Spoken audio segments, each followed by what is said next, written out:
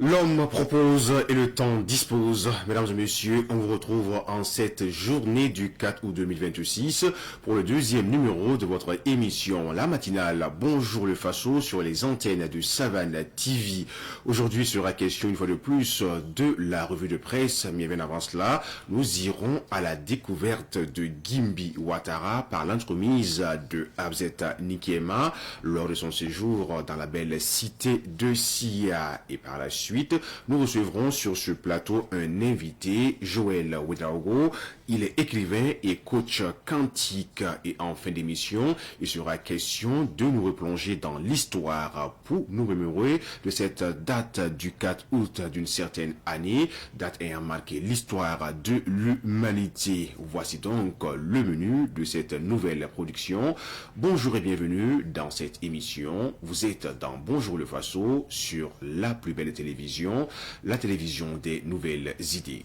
Depuis hier, la rubrique à la découverte de est consacrée à Gimbi Ouattara. Nous aurons de plus amples informations tout au long de cette émission, les jours à venir. Et aujourd'hui, nous vous proposons également une autre série avec des éléments bien pointus sur Gimbi Ouattara. Suivons ensemble. D'abord, parlant de mausolée Gimbi Ouattara, il faut parler d'abord de la princesse Gimbi Ouattara, qui est une figure emblématique historique de notre pays. Ce n'est pas pour vous de la sauce seulement. Le mausolée Gimbi Ouattara a existé très longtemps. Mais en 1996, le ministère du tutelle a encore révalorisé le mausolée Gimbi Ouattara et construit le mausolée sous cette bâtisse. Et je ne vous l'apprends pas, madame, vous savez que le mausolée Gimbi Ouattara, la princesse Gimbi Ouattara, est, pour le moment, on peut dire qu'elle est la seule dame pour laquelle un mausolée a été dédié en son nom. Le mausolée Gimbi Ouattara, qui a bataillé fort pour la cause de Bobo de Lasso et tous les Burkina Faso. Princesse Gimbi Ouattara, notre grand-mère, nous tous avec beaucoup de talent. Raison pour laquelle, quand vous venez au mausolée Gimbi Ouattara, on vous fait comprendre ce que d'abord la princesse Gimbi Ouattara a fait. Elle nous a enseigné l'amour. Elle nous a enseigné l'hospitalité africaine. Elle a travaillé dans le domaine économique, dans le domaine culturel et même dans le domaine politique. Et d'ailleurs, c'est ce qui fait la célébrité de notre grand-mère à nous tous, qui est la princesse Gimbi Ouattara. Et la princesse Gimbi Ouattara n'a pas été une Amazone comme la princesse Nyenega, mais elle a beaucoup travaillé dans l'ombre. Elle n'a pas été au front. Pour preuve, la guerre de Bama contre Thieba Traoré, la princesse Gimbi Ouattara était la responsable de renseignement. Selon les témoignages, elle était la responsable de renseignement, elle fournissait le renseignement. La guerre ne se gagne pas sans renseignement. Dieu merci, nos grands-parents ont pu battre Thieba Traoré. Politiquement parlant aussi, la venue de Samori Touré, elle a joué le rôle de médiateur, accompagné de Guimam Sakidi Sami ou encore Gaussou.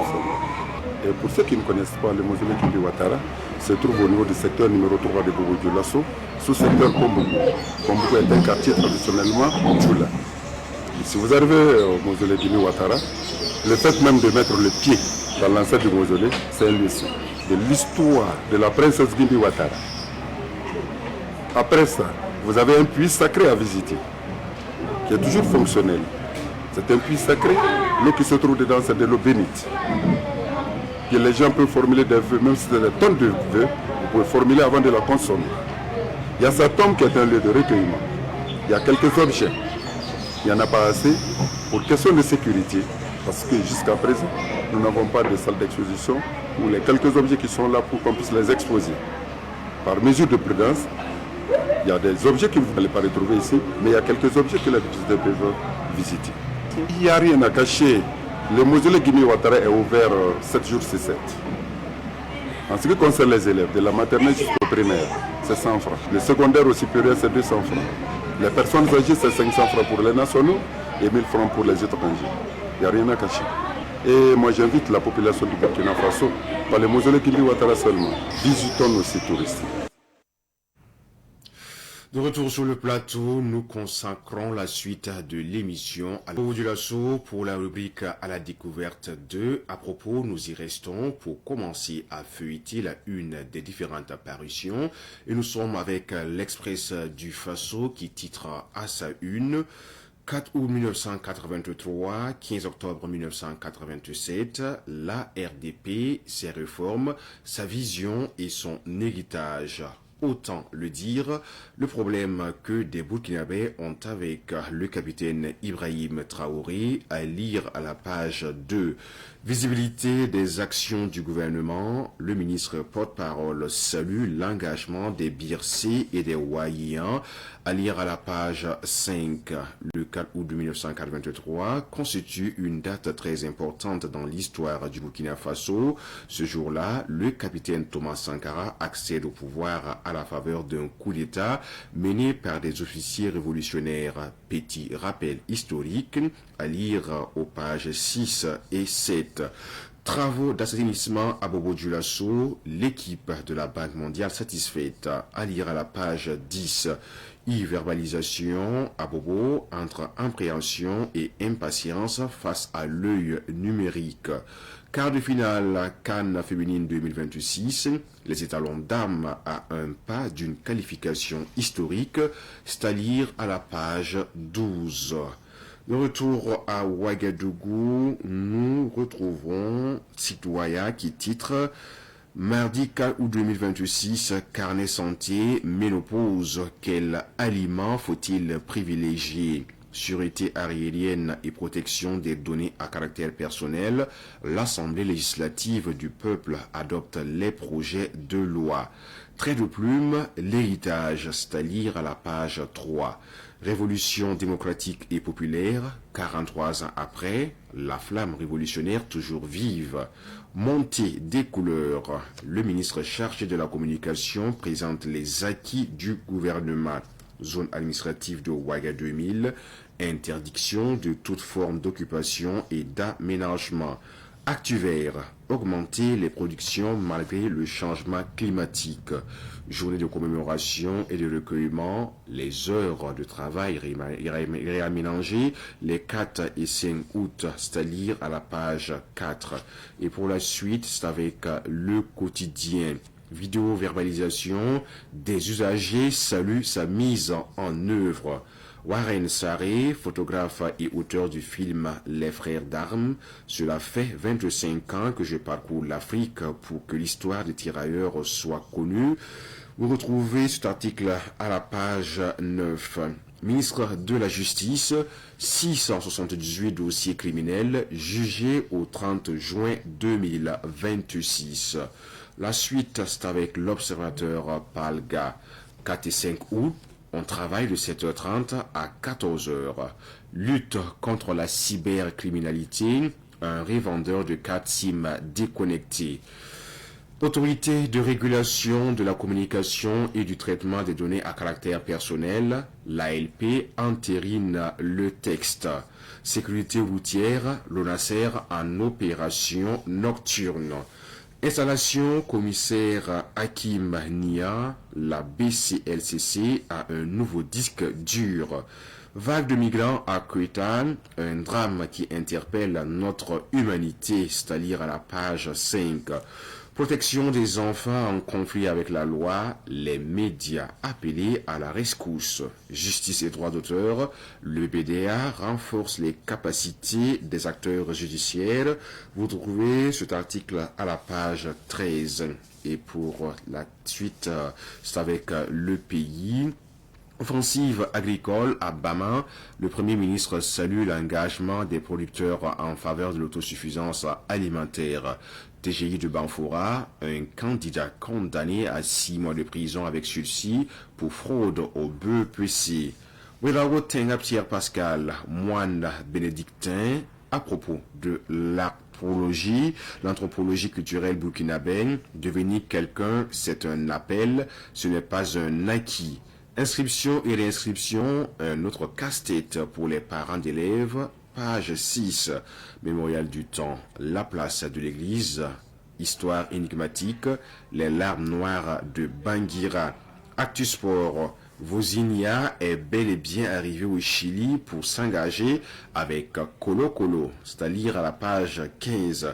Révélation, ministère de la Justice, plus de 900 millions de francs CFA recouvrés en juillet dernier. Aménagement et construction, la zone administrative de Ouagué 2000 déclarée emprise stratégique majeure pour l'État, c'est-à-dire à la page 11.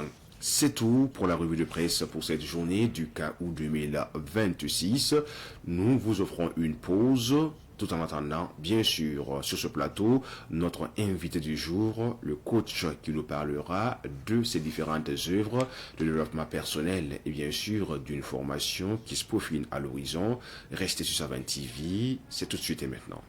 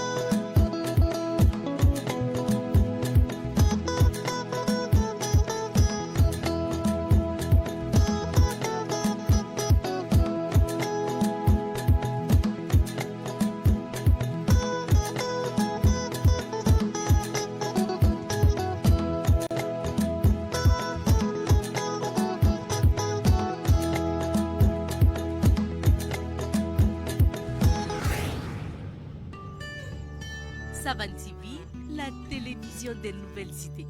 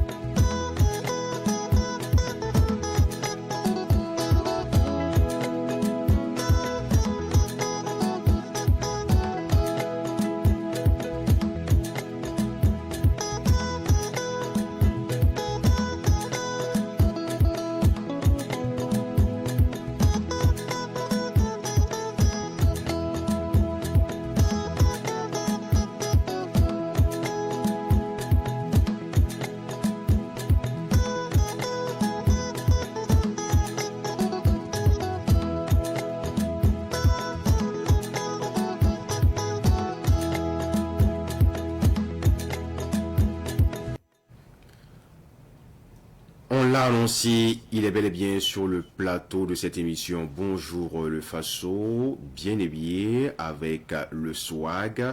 Cela également inspire ces personnes qui nous suivent en ce moment. Joël Ouedraogo est avec nous, écrivain, essayiste, crypto trader et superviseur de vente dans une entreprise de la place. Il a écrit des livres qui vous servent utilement. Déjà, nous allons parler de sa carrière de coaching, sans oublier également aborder la base livresque. Et nous allons chuter par la suite avec une formation qui vient dans quelques mois ici au Burkina Faso. Coach Joël Ouedraogo, bienvenue sur le plateau de Bonjour le Faso. Bien, merci beaucoup, monsieur Zango.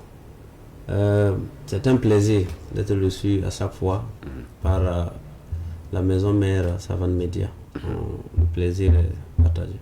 Plaisir partagé et surtout renouvelé, plusieurs casquettes avec vous et nous en parlons dans cette émission.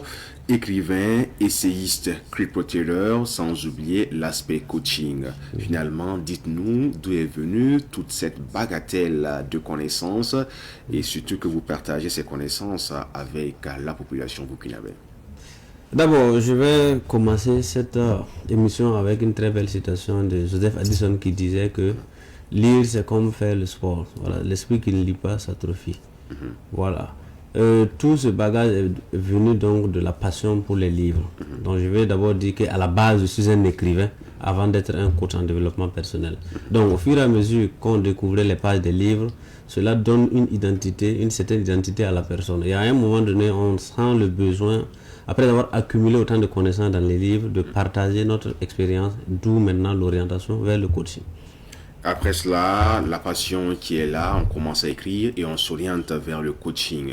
Alors le coaching se base également sur certains aspects de la vie quotidienne. Alors qu'est-ce qui vous a le plus inspiré pour vous mettre dans la peau du coach?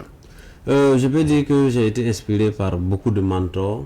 Voilà, et le plus grand c'est Ivan Castano que j'ai eu à écouter, notamment son livre Maintenant ça suffit, il faut que ça change, depuis 2009. Et quand je l'écoute à chaque fois, ça me donne une certaine inspiration. Et en dehors de lui, j'ai eu à écouter beaucoup d'autres mentors, notamment le coach Issa Deme, qui est un de mes mentors formateurs, qui m'a inspiré davantage. C'est d'ailleurs lui-même qui m'a motivé à faire la certification pour le coaching.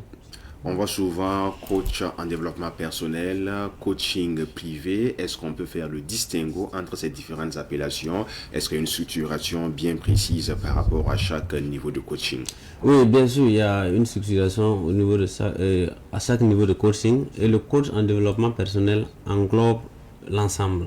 Voilà, nous avons beaucoup de types de coaching et aussi beaucoup de légitimité. Il y a des coachs en développement personnel qui se sont attribué le titre de coach en développement personnel sans pour autant avoir une certification d'une maison digne. Et il y a aussi des coachs qui ont été, ce qu'on appelle les coachs justifiés. Voilà, leur légitimité est justifiée par un parcours qu'ils ont suivi jusqu'à la soutenance même. Puis c'est tout un parcours professionnel. Voilà, que vous devez suivre des formations sur 3 mois et aller soutenir un mémoire. Voilà. Maintenant, quand on voit les différentes structures, le coaching en développement personnel englobe en quelque sorte toutes ces personnes-là qui ont la passion d'accompagner les individus dans la réalisation de leur destinée. C'est ça en fait le résumé du coaching. Maintenant à l'intérieur, on a plusieurs casquettes. Il y a le coaching personnel, il y a le coaching professionnel, il y a le coaching de vie, il y a le coaching privé qui concerne l'individu et il y a aussi le coaching quantique. Coaching quantique, on va s'arrêter sur cet aspect-là parce que ça fait un peu bleu pour certaines personnes. Quand on parle de coaching quantique, c'est bien cela. Nous, quand on entend le mot quantique, peut-être que c'est des chants avec certains sommes qu'on essaie de mettre dans des chansons ou qu'on récite. Et vous vous appuyez sur ça, le coaching quantique. Ça renvoie à quoi précisément? Ok, je dois d'abord rendre un vibrant hommage à notre mentor, le père fondateur du coaching quantique, qui est le coach Issa Deme. Voilà, vous voyez, le champ quantique, c'est un champ de possibilités infinies. Voilà, et le coaching quantique se base sur ce champ-là. Voilà, le coaching quantique, comme la citation qu'il aime dire, c'est faire peu pour avoir beaucoup et ne rien faire pour tout avoir. Donc nous sommes dans un monde de possibilités infinies. Nous pouvons tout avoir. Donc nous accompagnons l'individu dans ces possibilités infinies, dans l'ensemble des possibilités possibles qu'il puisse trouver sa propre voie. C'est ça en résumé le coaching quantique. Et on a pris bonne note avec vous, coach Joël Ouedraogo. Vous ne vous arrêtez pas en si bon chemin. Avec vous, on voit tout un tas de connaissances acquises et un peu de touche-à-tout dans votre domaine. Vous êtes crypto-trader. Ça également est une histoire à partager avec ces personnes qui nous suivent en ce moment. Oui, pour le trading, je pense que je l'ai découvert en 2020. Voilà, avec un collègue qui est venu me proposer. Il a même créé un groupe où on partage souvent des informations entre nous. Et je pense que le trading, c'est l'une des activités les plus sous-cotées, mais rentables au Burkina Faso. Par exemple, imaginez-vous en une nuit, tu peux t'en sortir avec peut-être 50, 100 dollars. Et tu te lèves le matin plus encore motivé. Voilà, mais seulement il faudrait une formation préalable. On ne peut pas se lancer dans le trading comme ça sans connaître les BABA. Voilà, donc pour tous ceux qui veulent se lancer dedans, je les conseille d'aller se former d'abord. Voilà, prendre les connaissances, comprendre les marchés, les différents marchés avant de se lancer. Alors, lancez-vous, c'est bien, mais il faut d'abord avoir les préalables, avoir des bases fondamentales à la matière. Et là, ça peut rapporter beaucoup, comme l'a dit coach Joël Ouedraogo. C'est sous-côté, mais ça rapporte encore mieux. Et on se lève le matin avec de nouvelles inspirations pour entamer, voire affronter la journée qui s'offre à nous. Coach Joël Ouedraogo, vous êtes également passionné de belles lettres, passionné d'écriture. Plusieurs livres sont à votre actif. Il y a 5 livres qui sont déjà là. Alors, nous, on va essayer d'égriner un peu le chapelet de ces différentes productions livresques-là. Parce qu'écrire un livre, c'est pas donné à tout le monde. Surtout qu'il faut écrire, donner pour des collections ou pour des réaménagements, trouver une maison d'édition. Tout cela, c'est véritablement un parcours de combattant. Mais vous arrivez à joindre l'utile à l'agréable. Explication. Ok, il faut d'abord dire que j'ai commencé à écrire en 2010. Donc, ça fait bientôt 16 ans de carrière. J'ai commencé à écrire en septembre 2010. 16 ans de carrière et en 16 ans, j'ai pu produire 5 livres. Voilà. Et je peux dire que le parcours n'est pas du tout facile. Mais au début, c'était vraiment un peu compliqué. Parce qu'il fallait, même une fois que tu as le texte, il fallait chercher qui va corriger. Bon. Quand je fais référence à mes professeurs, ils m'ont indiqué un correcteur. C'est depuis lors, c'est lui qui corrige mes livres. Et après la correction, vous devez envoyer donc à une maison d'édition qui va prendre le temps d'étudier. Donc je pense que le premier livre a pris presque 6 ans. Parce que c'est jusqu'en 2016 c'est sorti. Voilà, il faut donner à la maison d'édition qui va donner à des grands lecteurs qui vont donner leur approval. Et donc dès qu'ils donnent leur OK, maintenant ils vont passer à l'édition et pouvoir disponibiliser l'exemplaire. 6 ans pour l'écriture du tout premier livre. Alors c'est passionnant, c'est-à-dire que c'est un livre à succès. D'ailleurs, on va essayer de voir le contenu de ce livre-là qui a pris 6 ans avant de voir le jour. C'était intitulé... Le livre était intitulé Le vent de l'amour. C'est une œuvre d'inspiration autobiographique basée sur ma propre vie. Et ce livre analyse donc l'échec en milieu scolaire grâce, et bon, pas grâce, à cause de l'amour précoce. Voilà. Comment est-ce que tomber amoureux très tôt peut vraiment être un déclic d'une suite catastrophique dans la vie d'un élève. Voilà, c'est 2 jeunes, Franck et Samira, qui se sont connus très tôt, à l'âge de 16 et 17 ans, respectivement, et qui ont fait face à beaucoup de problématiques, notamment dans le refus des parents, et la différence religieuse et la différence sociétale, ça veut dire, la pauvreté et la richesse. C'est 2 mondes carrément différents qui veulent s'assembler, qui vont conduire les deux à se détruire. À un moment donné, ils ont carrément oublié l'école et ça a causé la suite jusqu'à la mort de la fille. Donc c'est un peu un résumé comme ça. Un résumé qui nous dit déjà un peu le contenu de cette belle œuvre livresque. Vous l'avez dit, une façon pour vous d'extérioriser une histoire personnelle. Et là, quand on lit, on parcourt les différentes pages de cette œuvre-là, on sait véritablement qu'il fallait 6 ans, au moins 5 au minimum, pour que les livres puissent sortir. Et là, vous collaborez avec des maisons d'édition qui ne sont pas des moindres, hein, sans pour autant citer des noms. Lorsque nous étions encore moins jeunes que cela, nous entendions parler de ces maisons d'édition, pour ne citer que l'Harmattan. Voilà, la maison d'édition l'Harmattan. Alors l'approche a été faite comment et comment vous avez pu avoir contact avec cette maison-là? Ça a été suite à une recommandation. Voilà, monsieur Antoine Ian, que je profite de remercier, c'est lui qui corrige mes livres. Il m'a recommandé 2 maisons, Seprodif ou Harmattan Burkina. Donc j'ai choisi Seprodif, je suis allé déposer et 2 ans après, ils m'ont fait un retour, ils ont donné le OK. Ils ont pris encore 2 autres années pour pouvoir produire avant de me livrer. Et pour les autres productions, j'ai eu la chance de côtoyer le grand coach Issa Demé. C'est lui qui a sa propre maison d'édition et c'est depuis lors, c'est lui qui a produit les 4 derniers livres.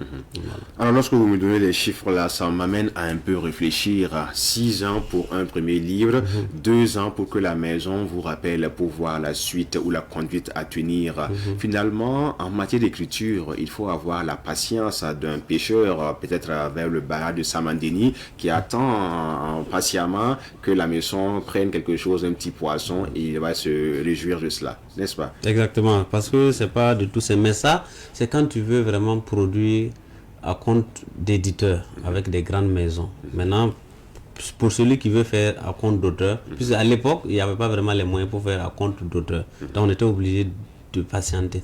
Mais actuellement, c'est vraiment très facile. En 6 mois, vous pouvez produire. Vous allez remarquer que mes 4 dernières productions, là, ça a été sur les 4 dernières années. Donc c'est encore plus facile si tu veux faire à compte d'auteur. Là, tu donnes l'impression, on fait la mise en page et tu payes pour le tirage. Et la première œuvre était intitulée Le vent de l'amour, publié chez Harmattan Burkina en France en 2016, et le second Très tôt dans l'atome. Très tôt dans l'atome, publié en août 2024. Voilà, au niveau des éditions Aquilé. Voilà, c'est un livre, c'est le livre le plus vendu parmi les 5. Voilà, c'est un livre qui transcende même cette jeunesse-là. C'est un héritage transgénérationnel. Le livre analyse quelles sont les raisons principales qui font que la jeunesse meurt très tôt. Vous voyez récemment, chaque jour que vous allez sur les réseaux sociaux, notamment Facebook, vous allez voir des jeunes, moins de 40 ans. Et 80% des décès qu'on va croiser, ce sont des jeunes. Maintenant, pourquoi ces jeunes-là meurent? Donc j'ai essayé de faire mon analyse et échanger avec des doyens qui m'ont donné certaines raisons. Et j'ai fait un cumul. Donc ce livre-là contient tous les éléments qui font que la jeunesse meurt très tôt et aussi des approches de solutions. Comment est-ce qu'on peut adopter un certain style de vie pour pouvoir vraiment sortir de l'eau. Et finalement, au premier mois de l'an 2025, précisément en janvier, une nouvelle œuvre est sortie. Et là, on nous parle de Solitude, l'homme seul. Oui, c'est un livre un peu philosophique. Voilà, j'ai voulu d'abord transcender donc la condition humaine, essayer de voir est-ce que l'homme étant fait pour être en société, a-t-il la capacité de survivre seul? Et dans mes analyses, je suis arrivé à la conclusion que c'est vraiment très difficile pour un homme de vivre seul. Et la preuve est que le personnage principal, Raoyene, dans le livre là, n'a pas pu vivre au-delà de 30 jours. Voilà, parce qu'il était seul à tout faire. Et c'est vraiment compliqué. Donc ce livre-là analyse les limites de la condition humaine. Et par la suite, on se retourne karma à 190 degrés vers le développement personnel et à mon humble avis, avec la 4e œuvre intitulée Principes fondamentaux pour un succès responsable et durable. Oui, ce livre aussi, en tout cas, il est en train de faire son bonhomme de chemin. C'est l'un des livres aussi les plus vendus. Je pense qu'il vient en 2e position, après Très tôt dans l'atome. Et ce livre, c'est un cumul de l'équivalent d'une formation de près de 40 heures, voilà, qui est accumulé dans le livre, qui présente vraiment les étapes depuis le début jusqu'à la fin du cheminement pour arriver à un succès responsable sans pour autant piétiner quelqu'un. Voilà, en passant d'abord par l'élaboration du plan de vie jusqu'à la consolidation avec la famille.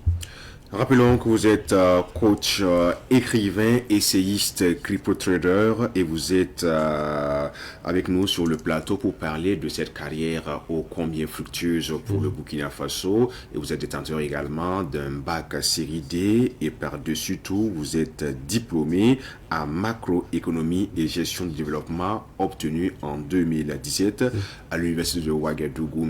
Alors, coach, votre style d'écriture dans ces différentes œuvres, est-ce que vous appuyez trop sur la langue de Molière pour éviter que la compréhension soit aisée ou du moins vous laissez la plume libre pour qu'elle s'envole et l'œuvre est accessible à tout bout de champ? Ok, pour mon style d'écriture, même quand je donne à corriger, j'insiste là-dessus, je veux que le livre soit le plus limpide possible. Et encore au retour de tous les lecteurs, ils disent que les livres sont vraiment faciles à lire. Moi, l'important pour moi, c'est le message que je passe derrière. Donc, vous allez voir que dans tous mes livres, c'est très rare que même un enfant de 15, 14 ans, il peut comprendre facilement tous les livres.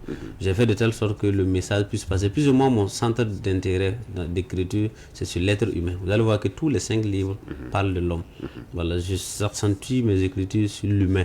Parce que je suis convaincu que pour un développement durable, il faut que l'homme même soit déjà développé. Voilà, donc toutes ces connaissances, c'est pour redynamiser, redonner la force à l'homme pour pouvoir faire, parce que c'est l'homme qui fait tout en fait.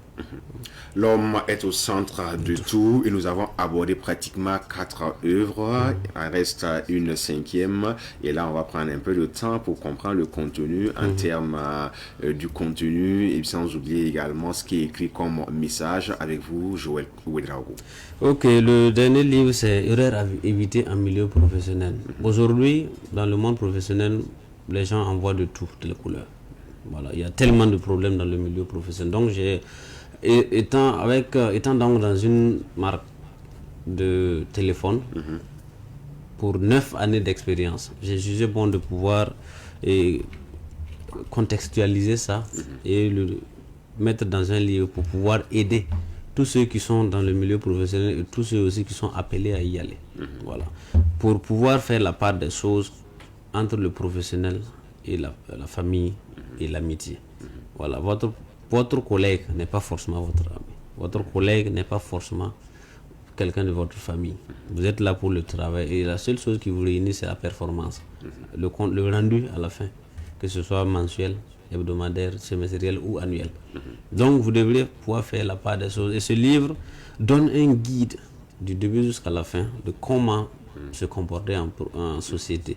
Voilà. Et il y a la première citation en préface dit que pour vivre heureux en entreprise, vous devez faire de telle sorte que vos promotionnaires, vos collègues pensent vivre mieux que vous, là vous serez en paix. Donc c'est une citation parmi tant d'autres présents dans le livre. Et il y a aussi plus tard une autre citation très merveilleuse qui dit que le silence est le vêtement de l'homme fort. Parler trop de soi, c'est inviter l'ennemi dans sa forteresse. Voilà, donc autant de citations. C'est vraiment un livre de 116 pages.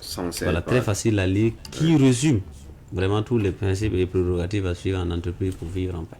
Coach Joël Ouedraogo, et ce livre, il est séquencé en chapitres ou bien on part d'un principe de façon évolutionniste? Non, c'est la base des chapitres. Comme c'est un essai, voilà, c'est sur la base de 10 chapitres.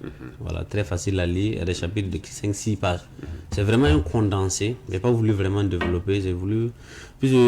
pour mon livre, Traître dans la tombe, qui fait 221 pages, et beaucoup ont fait le retour que quand le livre est volumineux, déjà ça démotive à lire. Donc j'ai essayé de condenser celui-là. Quand tu le tiens, en 2 heures, tu peux terminer le livre. L'essentiel, c'est le message.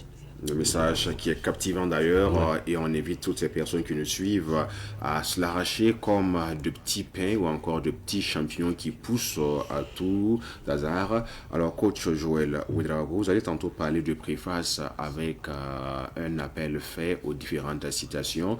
D'ailleurs vos préfaces, comment vous les faites? Quelles sont ces personnes ressources auxquelles vous vous adressez pour dire voilà, ce livre-là, je pense que tu as le profil ou que vous avez le profil nécessaire pour préfacer mon œuvre? Moi, tous mes livres, c'est moi-même je préface. Voilà, jusqu'à aujourd'hui, tous mes livres, peut-être le prochain, je comptais demander à quelqu'un de préfacer. Sinon, tous les autres livres, c'est moi-même je préface avec mes citations. D'abord, j'analyse tout ce que j'ai passé comme message et j'essaie de faire une citation résumée. Et dans tous mes livres, à part le premier, il y a une citation en entrée de page comme préface. Voilà, je fais un résumé entier de tous les livres-là. On voit qu'avec vous également, il y a ce qu'on appelle les livres audio que vous mettez à la disposition des personnes qui voudraient écouter plutôt que lire. Ça également, c'est un message fort. Oui, parce que beaucoup me contactent pour dire coach, j'aime lire, mais j'ai la paresse, je ne sais pas lire. Donc, étant un coach en développement personnel, j'ai essayé de rassembler 104 livres audio. Voilà, disponible sur Telegram. Bientôt, je vais faire des clés USB. Voilà, c'est parmi les meilleurs livres de développement personnel au monde. Voilà, pour ceux qui ne veulent pas, qui ont la paresse de lire, qui ne peuvent pas lire, qui n'ont pas la discipline de lire, il suffit juste de prendre ces audios-là et puis vous mettez, que ce soit dans votre véhicule ou bien à moto, dans les écouteurs, iPhone, et puis vous écoutez. Alors, avant de commencer l'entretien avec vous, on se disait en aparté et que lire c'est très intéressant et vous avez dit, vous avez un objectif, écrire au minimum 100 livres. Vous en êtes déjà à 10 pratiquement. Alors, c'est quoi le message? Parce que là, 100 livres, ça court pas les rues. Il faut avoir un mental d'acier pour y parvenir. Et c'est sûr que vous y arrivez. Oui, je peux dire que j'ai pratiquement tous les titres des 100 livres que je dois écrire. Alors, souvent, il m'arrive de montrer ça à des collègues au bureau. J'ai déjà une idée de tous les livres que je vais écrire. Voilà, des ébauches. Voilà, les titres en tout cas sont vraiment très clairs. Voilà. Donc, je suis parti du postulat que tout ce que j'ai pu accomplir, tout ce que j'ai eu comme expérience dans ma vie et tout ce que j'entends autour de moi, je dois pouvoir être à mesure de le partager dans un livre. Voilà. Et aussi au niveau de la famille, je vois qu'il y a beaucoup de choses. Le problème dedans, quelqu'un a dit une fois que si vous voulez cacher quelque chose à un noir, mettez-le dans un livre. C'est très dramatique. Et aujourd'hui, nous, une partie de notre culture est perdue, si je peux le dire, parce que tout n'a pas été contextualisé dans un document. Moi, mon objectif, c'est de pouvoir tout mettre, tout ce qui se passe dans ma vie, à côté, ou dans mon entourage, pouvoir tout mettre dans un livre, tout novéliser et pouvoir faire des livres pour que la génération, puisque c'est un héritage éternel. Alors on dit qu'écrire un livre, c'est rentrer dans le monde des éternels, des immortels. Donc pouvoir tout contextualiser, mettre dans des livres et laisser comme héritage à la progéniture. Voilà. Et souvent, ce que je conseille aux gens, pour écrire un livre, il faut te poser principalement 3 questions. D'abord, quel est le message que je souhaite passer? Deuxièmement, est-ce que ce message-là aura un fruit? Et troisièmement, est-ce que peut-être dans 150, dans 200 ans, mon arrière-petit-fils sera content de tenir un de mes livres dans ses mains? Voilà des raisons qui sont valables, qui peuvent vous pousser ou également à écrire des livres. 3 questions à se poser. La première, le message. Deuxièmement, est-ce que ce message portera fruit? Et pour chuter en 3e position, est-ce que dans 150 ans, votre œuvre pourrait être lue par la postérité? Si ces 3 conditions sont réunies, eh bien, prenez votre stylo, votre plume, arrachez le papyrus et commencez à faire couler l'encre de la plume sur ce papyrus et ça servira à la postérité. Coach Joël Ouedraogo, les livres sont déjà là, des parutions avec des prix très abordables. Pour le contenu d'ailleurs, je me dis que ça pourrait être plus que cela. Alors pourquoi avez-vous voulu faire cela avec un prix quand même abordable à mon humble avis? Ok, puisqu'il faut reconnaître que je viens d'un milieu modeste, je comprends jusqu'à quel point c'est souvent dur d'avoir un certain montant. Donc moi, l'objectif premier de mes livres, c'est pas d'abord de rentabiliser. Voilà, je veux que le message soit passé. Voilà, pour que le public puisse au moins y accéder. Mais je ne vais pas quand même faire des prix dérisoires, 2000, 3000, parce que pour vendre un livre de développement personnel à 2000, c'est pas vraiment du tout sérieux, permettez-moi l'expression. Donc voilà, traite avec des maisons d'édition. Exactement. Quand tu dois produire ça à compte d'auteur, dépenser des millions, tu ne peux pas. Et aussi, il y a aussi l'aspect sur les boostages Facebook. Il faut dépenser des millions. Une fois, je suis allé vendre ça à un des responsables de Coris. Il me dit que 10 000 c'est trop cher. Nous, on essaie d'arnaquer. J'ai juste ouvert mon compte de boostage. Il a vu 1000 et quelques dollars que j'ai dépensé pour booster un seul livre. Et il a payé l'argent tranquillement sans discuter. Voilà, c'est pas une question de. Bon, on aurait pu vendre, plus c'est des formations, on aurait pu vendre ça à des centaines de milliers. C'est possible, mais on veut que vraiment le livre soit accessible à une certaine majorité. Voilà. Et là, vous poursuivez toujours dans ce pèlerinage livresque parce que ça écrit toujours. Il y a des livres qui doivent venir, comme vous l'avez si bien dit il y a de cela quelques instants. Les titres sont là, pratiquement les ébauches, les esquisses de ces différents contenus sont là.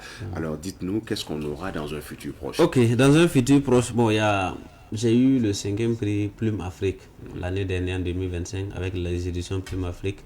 Et l'œuvre doit sortir cette année. Et l'œuvre, c'est L'homme d'une page, en hommage donc à la journée du 15 mai. Voilà, j'ai d'abord voulu faire un appel, lancer un cri de détresse pour un retour à la source. Voilà, quelqu'un qui a perdu sa culture, c'est l'individu le plus nul. Parce que vous y êtes ancré d'ailleurs. Je suis ancré dans la culture. À 100 à l'heure. 100%, 100 à l'heure. Voilà, là-dessus, je ne m'amuse même pas. On ne badine pas. Voilà. Parce que si tu as oublié d'où tu viens là, ta destination sera vraiment douteuse. Et le second, c'est un livre d'initiation. Moi, je vais commencer une série d'initiations sur la sexualité sacrée. Donc, les 2 dernières années, je me suis vraiment intéressé. Je suis allé même voir des pasteurs, voir des scientifiques pour pouvoir échanger en rapport, mes anciens professeurs d'université, pour comprendre un peu le mystère de la sexualité sacrée. Puisque la sexualité, c'est un domaine que j'ai abordé dans le livre très tôt dans la tombe. C'est l'une des raisons qui fait que les jeunes meurent très tôt. Donc j'ai voulu aller en profondeur. Comment est-ce qu'on peut expliquer ça, faire une initiation pour que le jeune puisse comprendre c'est quoi l'énergie sexuelle. Donc ce livre-là, c'est les mystères de la sexualité masculine. Voilà. Et l'autre livre, c'est sur les lois universelles. En tant que coach de développement personnel, j'ai voulu contextualiser les 14 lois universelles dans notre culture. Voilà, chaque loi avec les applications réelles dans le contexte burkinabé. Voilà, ça c'est le 3e. Et le 4e livre, ça c'est pas encore fini, mais je l'ai terminé depuis 2021. Les frères de l'obscurité. Les frères de l'obscurité. Voilà, j'ai rencontré beaucoup de problèmes avec ce livre. Et Dieu voulant, cette année, c'est avant-hier seulement, l'éditeur m'a dit qu'ils ont fini la correction. Donc ce livre aussi va sortir cette année. Et j'ai été rejeté par 2 maisons d'édition par rapport au contenu sombre du livre. Voilà, parce que c'est un livre qui analyse le monde occulte. Voilà. J'opère, j'ai voulu décrire le monde de l'occultisme dans ce livre. Donc beaucoup ont... Je n'ai pas vraiment nécessaire d'écrire sur ça, mais je tiens vraiment à le faire sortir. Donc voici les 4 livres à venir. Et voilà, et ça sortira éminemment, Dieu voulant, dans les mois à venir avec coach Joël Ouedraogo avec nous sur le plateau. Nous tirons vers la fin de l'entretien avec vous, mais il s'agit d'ailleurs de faire un petit rappel sur ce que vous proposez aux populations burkinabè au mois d'octobre, une grande formation. Ça sera une série sur le gâteau avec vous. On ne jalouse pas avec la connaissance, on ne lésine pas avec le partage, on donne tout pour recevoir un retour. Et c'est le partage, le monde de l'inter-échangeabilité. Merci, on poursuit avec cela. D'accord, bon, il faut dire que ça c'est l'un des principes des lois universelles. Une loi qui dit la loi du donner et du recevoir ou la loi de la compensation. Voilà, il faut donner pour recevoir. L'univers fonctionne comme ça. Voilà. Si vous ne donnez pas, vous n'allez pas recevoir. Donc c'est les connaissances que nous avons pu accumuler. Il est de notre devoir de le partager. Voilà, la connaissance n'a de valeur que si elle devient une compétence. C'est au fur et à mesure que vous partagez cette connaissance-là que vous allez la transformer en compétence. Donc le 24 octobre prochain, au niveau du côté de l'ABEMAC, il y aura une formation en développement personnel. Je pense que ce sera ma première formation du genre. Voilà, j'avais déjà fait une autre formation, mais ça c'était sur mon livre 13 principes fondamentaux. Voilà, cette formation, le thème c'est vivre l'abondance. Vivre sa mission de vie dans l'abondance. Voilà, on va d'abord expliquer c'est quoi la mission de vie, comment retrouver sa mission de vie et la vivre dans l'abondance. Et de surcroît aussi, nous proposons donc des livrets. Voilà, les livrets de vie. Beaucoup en Afrique, et plus particulièrement au Burkina, ne connaissent pas ce que c'est que le livret de vie. Alors que c'est un guide qui permet d'accompagner l'homme dans sa réussite de sa mission de vie. Voilà. Le livret de vie, moi j'ai fait de la numérologie kabbalistique, voilà, la numérologie juive qui permet, grâce à la date de naissance et au nom et prénom, on établit un livret d'une vingtaine, trentaine de pages pour pouvoir décrire non seulement vos talents, votre mission de vie, votre mission d'âme, votre chemin de vie, votre chemin d'âme, vos défauts, vos défis et quels sont les signes astrologiques avec lesquels vous devrez vous marier. Voilà, tout ça dans un livre de vie. Livre de vie, également numérologie kabbalistique. Voilà, on y arrive finalement. Et c'est avec coach Joël Ouedraogo. La formation est prévue au mois d'octobre. Déjà, on peut donner une idée sur les prix parce que je vois souvent avec ce genre d'activité, il y a the gold, the silver, encore une autre étape à diamant. Voilà, donc dites-nous qu'est-ce qu'on peut avoir comme information. Ok, il y a le pack argent qui fait 8000 francs CFA. Là, vous avez accès à la conférence. Ensuite, il y a le pack or qui fait 17 000. Vous avez accès à la conférence, plus un livre au choix. Voilà, ça peut être un de mes livres, n'importe quel de ces livres, plus le livre d'un autre collègue. Voilà, le silence de... Les pouvoirs divins de l'homme. Et le pack à 26 000, c'est... Vous avez accès à la conférence, plus 2 autres livres. Voilà. Donc, ce qu'on peut avoir 8 000, 17 000 et 26 000, argent, or, diamant, silver, golden and diamond, avec coach Joël Ouedraogo. Alors, on va laisser des contacts pour éventuellement permettre à nos téléspectateurs de prendre attache avec vous, parce qu'il y a des gens qui sont intéressés. Je sais que la partie où on parle de numérologie kabbalistique, là, pour connaître nos atomes crochus, pour connaître également nos penchants, nos défis et les passerelles par lesquelles nous pourrions avoir une réussite nette dans cette vie. Ça fuse de partout et les gens sont prêts en ce moment, sans oublier également le contenu de vos œuvres qui pourrait permettre de faire bouger les lignes en matière de développement personnel. D'accord, bon, pour tous ceux qui veulent me contacter, vous pouvez prendre le 69 26 60 99, il y a aussi le 71 80 85 30 et enfin le 65 47 24 87. Voilà, si vous voulez aussi la consultation en numérologie, on établit le livret pour vous. Vous faites votre paiement. Après, vous avez droit à 1 heure d'entretien avec le coach. Sans oublier les 104 livres audio pour avoir une conversation avec Dieu, les 4 accords Toltec, sans oublier Père riche, Père pauvre, L'homme le plus riche de Babylone et plusieurs autres livres. Tout cela retrouvé dans ce recueil de livres audio. Vous pouvez le mettre en écoutant. Vous avez des beaux messages qui sont passés. Et ça, c'est le fruit de coach Joël Ouedraogo, essayiste, écrivain. Il est coach en développement personnel. Par ailleurs, crypto trader et il est également dans une entreprise où il s'occupe des ventes, tout cela pour le plaisir des Burkinabés, un exemple de réussite, un modèle pour la jeunesse et sûrement qu'avec lui, vous allez impacter votre génération. Rappel pour une dernière fois des différents contacts, coach Joël. Ok, je suis disponible au niveau du 69 26 60 99, le 65 47 24 87 et le 71 80 85 30. Et avant cela, on va rappeler la dernière parution. Pouvez-vous en procurer? L'erreur à éviter en milieu professionnel. Vous tous qui travaillez dans les différents services, c'est pas uniquement dans le domaine de la téléphonie. Non, c'est un peu élargi. Chacun pourra y trouver son compte. Ton ami ou ton collègue n'est pas forcément ton ami. On retient cela. Exactement. Voilà. Chacun pourra y trouver son compte. C'est en fait pour le monde professionnel. Voilà, il n'y a pas de département. Tous ceux qui sont dans le monde professionnel, il est vraiment accessible à seulement 8 000 francs CFA. À seulement 8 000 francs CFA. Et nous disons merci à la régie, pilotée des mains de maître par Issatou, qui nous fait de bons plans aujourd'hui et qui illustre tout ce que nous disons avec de belles images. Sans oublier également Joseph Kabouré, qui est au son ce jour, et la coordinatrice principale, Laura Bama, une équipe dynamique, toujours aux aguets, toujours droite dans ses bottes pour une belle production. Merci pour votre présence. On vous retrouve très prochainement, toujours avec le même plaisir, et que l'écriture soit toujours vôtre, que l'inspiration déborde et qu'elle découle pour le bien des populations burkinabées. Rendez-vous en octobre pour cette formation qui vous donnera beaucoup d'astuces pour votre développement personnel. Point final pour l'entretien avec coach Joël Ouedraogo.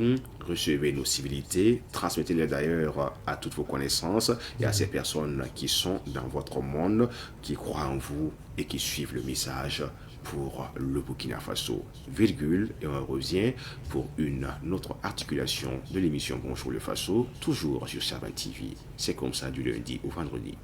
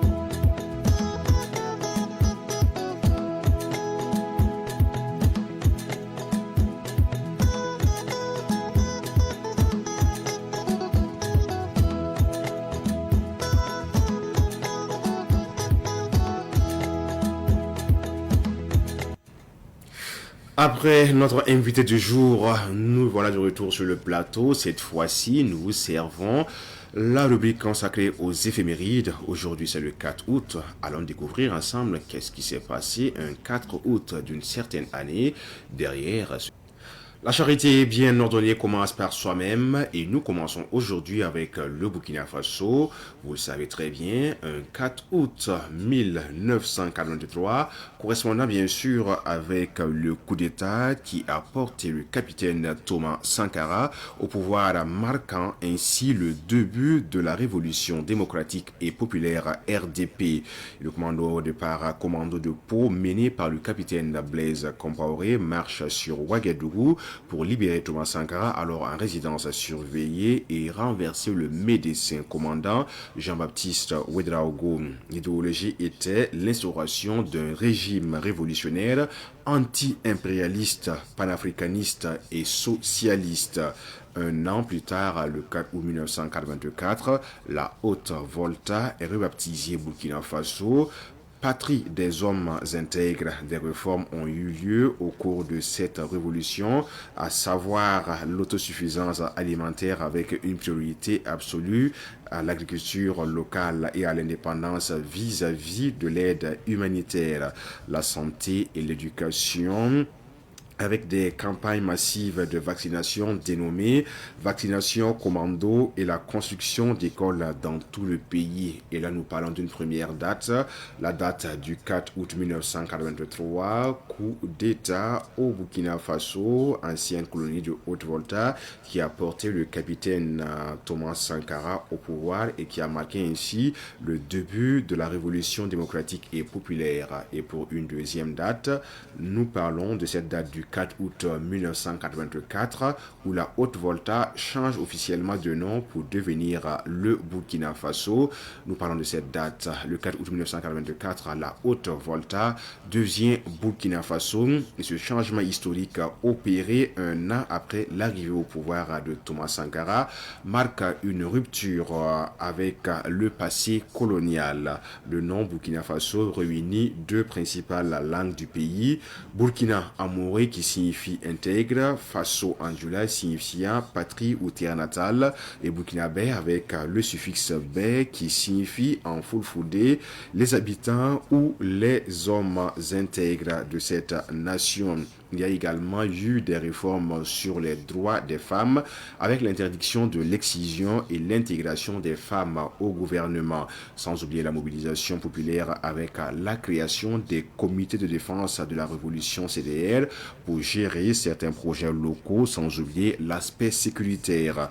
La révolution a pris fin le 15 octobre 1987 avec le coup d'État de 1987 qui a coûté la vie à Thomas Sankara et porté Blaise Compaoré au pouvoir.